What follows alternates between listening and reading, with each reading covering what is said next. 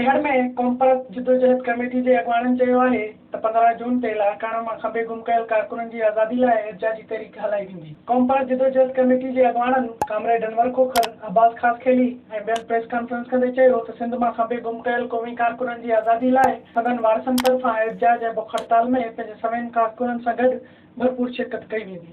सिंध में गुज़रियल केतिरनि ई सालनि खां सिंध जा बेगुनाह कारकुन जेके क़ौमी कारकुन खयां खंभे गुम कया विया आहिनि।